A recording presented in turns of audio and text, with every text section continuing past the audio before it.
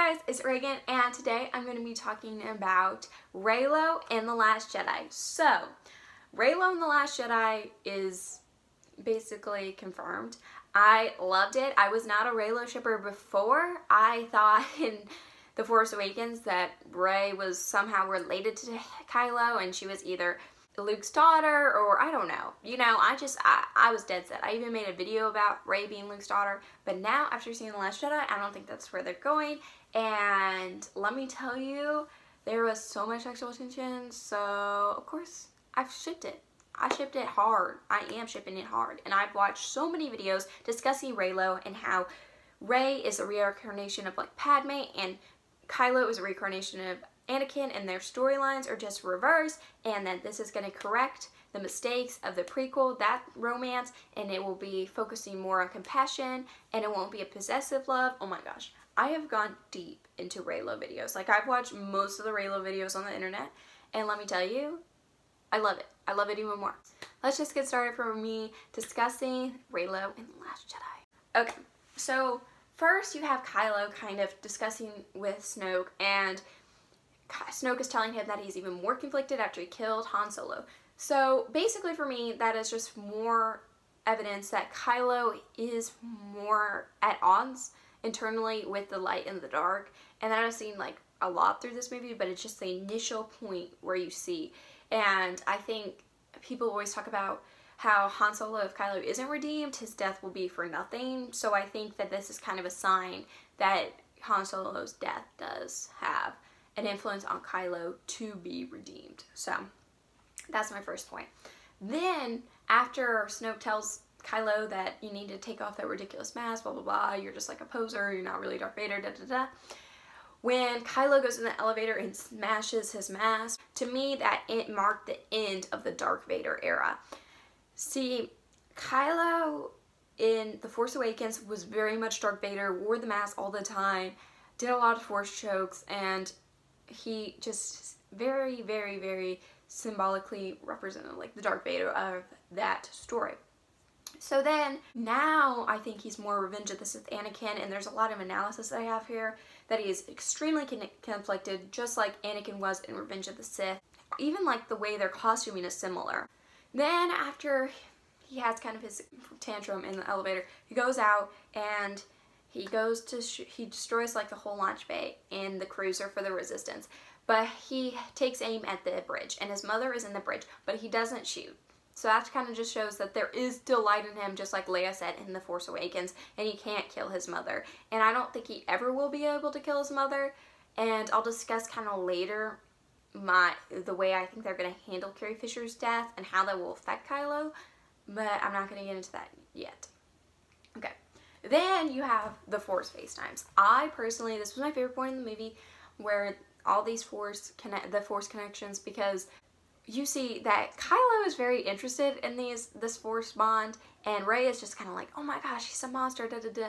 But he like continually gets closer every single Force bond, and he is just like so enamored with it. He's like, you can see me, but I can't. I can see you, but not your surroundings, and it sets up rules, and it is very good. And I don't know. I think that the Force is connecting them because they are equals. Snoke claims that he is connecting him, but that's not true. No. Snoke is just a liar. He's a snake. But I think that it's just really the Force kind of showing them their destiny. Also, Kylo throughout the Force bonds, he never really tries to force any information out of Rey. He just kind of listens and steps back, and he's not using it for his own purposes. He's just using it more to get to know Rey. Also, when Rey goes into the cave, which is very Return of the Jedi-esque, she goes into the cave, she goes into the dark side part of the island to discover who her parents are. She goes through all of it, and then she taps on the glass, and you get the two figures coming together, and then it kind of looks like Ben a little bit, and then you just see her reflection. Very similar to how Luke went into the forest. He discovered that Darth Vader was him under the mask, so nice parallel to the Return of the Jedi. But I did like how she was kind of like, I've never felt so much lonely, and we found out that she was actually talking to Kylo, and I was like, what? And she's like, I've I've never felt more lonely. And Kylo's like, you're not alone. And she's like, neither are you. That was very, very powerful. I love that.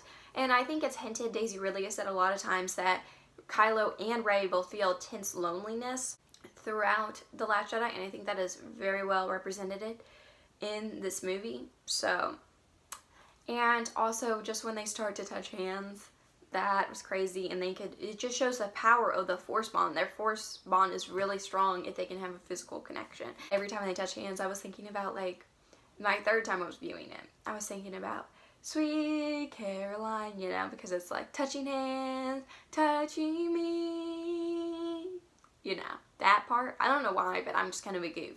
But anyway, so, and then Luke comes in and bursts the door, and then Rey kind of realizes she sees the future, and she sees that Kylo will turn. Also, she believes Kylo, that Luke tried to kill him, and so she fights Luke, and she's like, tell me the truth. And Luke is like, well, I thought for a moment, but it only was a moment. And then he saw, like, in his nephew's eyes, just a boy who was afraid, and that was very powerful, and it kind of shapes Kylo Ren as more of a victim than we've ever seen him before. So I really did like that, and it just, I love when the character development out throughout this, and I felt like that needed to be explained. And I like how afterwards Rey is like, Kylo is our only hope, he will be turned. If you're not going to do it, then I'm going to go try to save him. It's just very, I just loved it how she really saw into Kylo and has just really grown closer and almost like trust him. And then when she comes into the First Order ship and she's literally like in a coffin like Snow White, and it is talked about many times that Star Wars is all about fairy tales and mythology, and that was clear. I felt like that was a clear reference to Snow White. Just that elevator scene after Rey gets taken in handcuffs and she's kind of like, Kylo's kind of betrayed her, but it's very similar to Return of the Jedi, that elevator scene where Luke is trying to get Darth Vader, his father, to turn. So it's very similar, but Rey kind of tells him, she's like, you will turn when the time comes, I've seen your future, and he said, I know you will turn. And then he's like, I saw your parents, and it was a very like intense moment, and like I was almost like they could kiss at any moment during that scene. Like there was a lot of sexual tension and they kept getting closer, and I was like, are they gonna sneak in a kiss? But they didn't. I did like how when they finally get there and Snoke is like, oh, my apprentice brought me something, and then he's like, you guys, I told Kylo, as he rises in the dark side, his equal will rise in the light. It just explicitly stated that they are equals, and I think that was very important. And people have said that's why there were problems with Anakin and Padme, because they weren't equals in the Force, and also problems with Leia and Han, so that's why we finally have a couple that are equals in the Force, so that could make a difference. And then, like, Kylo, while Rey is being tortured by Snoke, he kind of looks like a sad puppy, which I found kind of sad. Like, he was just like, look like he was just kneeling there, kind of just sad and depressed, and then he just lets Rey just take his lightsaber. He's just like, whatever, like, you know, he's just defeated at that point. And then I also think it's funny, though, how people, it was funny just in interviews and things like that, people were like, Kylo, has he had his first kiss? And Rian Johnson's like, well, there's been a little bit of a spin the lightsaber, I'm sure, at the temple. And then his lightsaber is like spinned around, and I almost pointed at Rey and it like made me laugh. I was like, oh my gosh, Rian Johnson. But then he picks up the lightsaber to kill Rey, and I just really appreciated how he misguided Snoke, and Snoke thought he was going to kill Rey. He's like narrating it. But the thing is that it's very similar to Darth Vader and the Emperor. They are so much in the dark side that they are blinded by the side of love, so they couldn't see it. Like a fatherly love saved Luke, and then a romantic love saved Rey. So then when he finally kills Snoke, we were like, oh! And then Rey just being like, picking up that lightsaber, I was like, yes! That's like my favorite part of the whole movie. I just love like Rey just catching that lightsaber. He sent it to her. That was so good. And then that fight scene, oh my god, that's like one of the best scenes in Star Wars. Like, people debated it. Like, I've seen like lots of Star Wars nerds talk about it. Like, because I told you, I watch a lot of videos, okay? Because I have been out of school, and I need to read some more books, but I've been wasting my time on this. So, and that was just so powerful. And then they started fighting together, and they just are like, they're like partners in crime, right? They're like perfect. They would be unstoppable if they ruled the galaxy, right? Then at the end of it, Kylo tells Rey her parents. Her parents are they're just junk traders who traded her for drinking money. And I'm kind of like, okay, I don't believe it, but whatever, because people have deflected parentage before in Star Wars. So I'm kind of like, I don't really believe it. I mean, if they're nobodies, whatever, but also Rey could be born out of the Force. I still think that she might be a Palpatine. If she is a reincarnation of Padme, that'd be really cool if she's from Naboo and stuff like that. So I was kind of like, whatever with that. But he's like, you're nothing. You're nothing. And then it's like Rey's like depressed by that, and then he's like, but not to me. And I was like, that's some good one-liners that are misleading, Kylo. But then Kylo's like, you and I can rule the galaxy. So Revenge of the Sith S with Anakin and Padme, he's like, you and I, we can rule the galaxy. He basically says it to Padme right before he force chokes her. And Rey basically has the same response as Padme. She's like, please don't do this. And Padme's like, please, I cannot follow you. You're breaking my heart. And then she force chokes. But I loved how Rey was like, she waited for the lightsaber and they both went for it together. And the lightsaber just broke because they are equals in the Force. Like, it was very symbolic that they both like kind of deserve it. They both have some darkness and some light side into it. Kylo's obviously more dark side and Rey's obviously more light side. But I thought that was really powerful that the lightsaber, Anakin's lightsaber, broke. Also, it was made me sad because I love Anakin's lightsaber and it had a lot of symbolism throughout the series. But at the end, Rey does hold both halves in her hands, so maybe there is hope that that will be fixed, or I don't know. You know, maybe when Kylo turns good after he's redeemed, half of Anakin's lightsaber can be put in one lightsaber and then half of the crystal can be put in Rey's lightsaber. I don't know, but I just thought that that was very powerful. Also, after Holdo, she goes to Lightspeed and breaks the ship in half. Rey could have killed Kylo. Like, it is very obvious. Rey just like walked off and she just left Kylo. She left Kylo with his lightsaber and she could have killed him. But she has compassion for him. He has compassion for her and she just couldn't do that. It would made a lot of sense strategically to kill him. Like, the First Order would be a mess with just Hux as a leader and it would be a lot more easy to stop, but she didn't. So that's also kind of a sign that she still has hope for him. Then we have the Luke Force projection scene. That was awesome. I already talked about that in the review. But when Kylo gets off the ship, is very Revenge of the Sith, except that roles have been reversed. Kylo comes off the ship like Obi-Wan has done to face his master. He doesn't necessarily get defeated as much as Anakin does, but it is very smart that like they're like, see you around, kid, and Luke says he had failed Kylo. He's like, I'm sorry, and Kylo has that whininess that Anakin has. He's like, I'm sure you are. But I just really enjoyed that aspect of it, and it was kind of a nice nod. I don't know.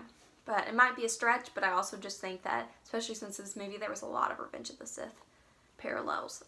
When Kylo realizes that Luke isn't there, and he storms in, and he finds the dice from the Millennium Falcon that Luke left there purposely. He's kneeling on the ground, and literally there's a force bond between him and Rey, and it's just also proof that Snoke didn't make it. After he's dead, there's still a force bond.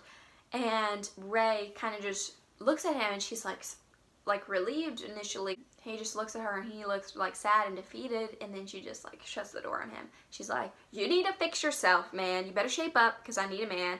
And I got my eyes set on you. Okay, sorry. That was a little too much, but you know what I'm saying. Like, she kind of says that you need to figure it out with that and symbolism. And a lot of people said that means that Reylo's over, but no. That actually, to me, seems that, like, that's, like, clear evidence that there's still hope, and Rey is still hoping that Kylo will be redeemed and that he will once again be Ben Solo. Basically, that's the end. But also, you see like Rey when she gets back in the Millennium Falcon talking to Leia, and she's like, Leia's like, we have everything you need, because Rey does have the Jedi text and she does have Anakin's lightsaber. She is going to become a Jedi like Luke is, I think, in Return of the Jedi. She probably will have Force Ghost Luke a lot guiding her, but he's going to be like, maybe you mastered it, you don't need any more training. Very similar to Obi-Wan and Yoda in Return of the Jedi.